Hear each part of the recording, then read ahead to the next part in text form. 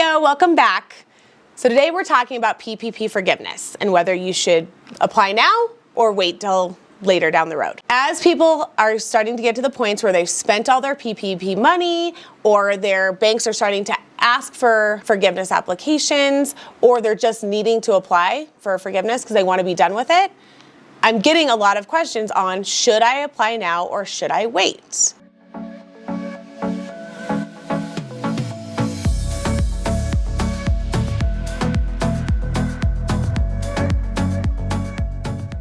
While many banks are telling their borrowers to wait on applying for forgiveness, some banks have started opening the forgiveness portals and allowing their borrowers or their clients to start applying for loan forgiveness.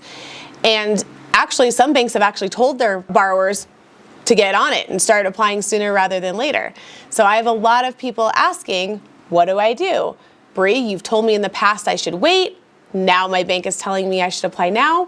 Which one is it? So most signs and most of what I'm going to tell you today is going to end up telling you, wait, hold off, don't apply just yet. But I am going to tell you about the types of borrowers I think do need to think about applying sooner rather than later. And I'm going to tell you what to do if you're not ready to apply for forgiveness, but your bank is asking you to. So let's start with who should consider applying for PPP forgiveness sooner rather than later. The only borrowers who I would recommend and actually encourage to apply as soon as possible are those who, as of right now, satisfy those FTE and wage requirements, meaning you have the head count and you've kept wages and pay up to where it was before COVID. So if you've kept those FTEs, but now or soon down the road, you might have to cut people and start laying people off and start cutting pay. If that's you, then you're gonna wanna apply sooner rather than later. Because if you wait until after you make those cuts, you're not going to end up being able to qualify for full PPP forgiveness. So this is especially concerning right now, depending on where you are in the country. There are some upticks in COVID cases and some stricter, safer at home guidelines going into place, right? Which for a lot of my business owners may not be affecting you and your ability to employ now, but it might in a week or 2 weeks or a month. So if you have any concern that it might cause your business to cut back on hours and staffing, then you do want to consider getting in touch with your bank and seeing if you can apply now. Remember though, I do want you guys to remember that if you're having to cut staffing because of COVID specifically, for example, if you're in the restaurant industry and your town has cut capacity, or if you're a massage therapist and your city has said massage therapy is not allowed right now, then you actually qualify under some of the safe harbor rules. So even though you're not going to qualify for FTE, you qualify for those safe harbors. All right. And I know the FTE and the safe harbor gets a little confusing. So we are going to do a whole training on that stuff. But what I need you to know is if you are going to have to cut staffing because you just don't have the business, right? Not because of COVID rules, but maybe it's just that maybe you're a dog sitting company, right? And people just don't need dog sitters, all right? Then you are who I'm talking to in terms of whether or not you're going to want to apply sooner rather than later. But that's it, you guys. Those are the only types of borrowers who I think should be pushing to apply sooner rather than later, are those that are not going to qualify for an FTE or a safe harbor, okay? Everyone else, I'm recommending you wait. So first, if you haven't spent all of your PPP funds, then you definitely need to wait. Because remember, you got to spend all the funds in order to get full forgiveness. So if you haven't spent all your PPP funds, do that and then worry about starting to apply for forgiveness. If you've spent all the money, but right at this moment or at the end of your covered period, you're not going to satisfy those FTE wage requirements and you don't qualify for safe harbor, then here's a little tip for you to wait. If you guys wait and at the very last week of your covered period, you're able to hire back some employees and get back to that full-time count, even if it's only for a week, you'll be able to qualify for that FTE safe harbor, under those rules, and you'll be able to get full forgiveness then too. So that second group is if you've had to cut since your covered period and since spending all your money, hire your employees back right at the very last week of your covered period, and then apply for forgiveness. So that's my second group that needs to wait on applying. So if you don't foresee the FTE wage requirements being an issue, you guys, either because you haven't had to cut, you don't think you're gonna have to cut, maybe for whatever reason. If you don't think that is the reason you need to apply for forgiveness right now, then everybody else, I suggest you wait. And here's why I suggest that. Right now, as banks start to accept the first wave of applications, they are requesting way more documentation than they actually need, okay? And don't hold them for that. You know, this is new to them. They don't know all the ins and outs of what they exactly need to do yet. And so I think they're over covering their bases, and they're asking for so much paperwork and so much documentation, way more than the SBA is actually going to require. So my thought process here is don't be a guinea pig. You know, if you don't have to apply right now, let the banks, you know, work with these first round of forgiveness applicants, let them go through the paperwork, and then let them learn as they go that they don't need all of that documentation they're asking for, so that by the time they get to accepting your application, they're only asking for what they absolutely need. So the second group of people that need to wait, or for sure should wait, right, is if you also got an EIDL grant. Now remember, there was a grant and a loan. The grant was the free money.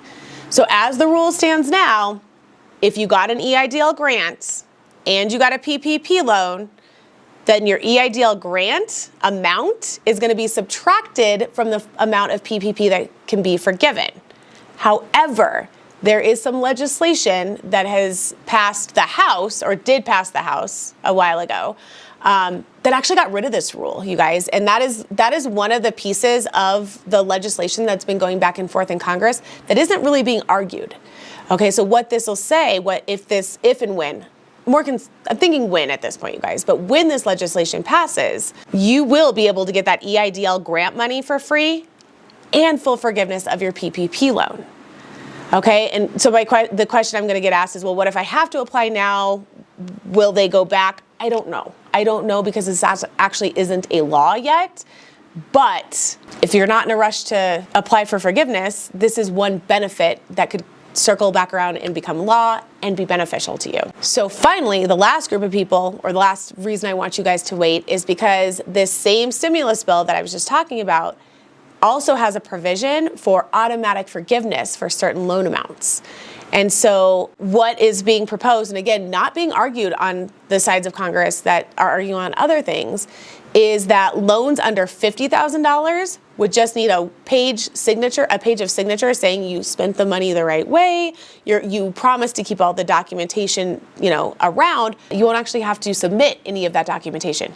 You'll just have to submit that front and back page of signatures, okay? And then there's another automatic forgiveness that says loans up to $150,000. Well, same thing. You'll have a front and back certification to sign. You'll still have to put some documentation forth, but you won't have to worry about all those FT calculations and wage reductions and all the other complicated stuff. They're not going to make you worry about that. All right. So again, this is a piece of the legislation that's proposed that I feel is going to eventually get passed. We're just waiting for, all the things to happen. All right. But it will happen. It's just, we need some time. So what if you've decided, yes, Bree, I'm listening to you. I want to wait. I'm going to wait. It's in my best interest to wait. But you have one of those banks that's telling you have to apply now because they are out there.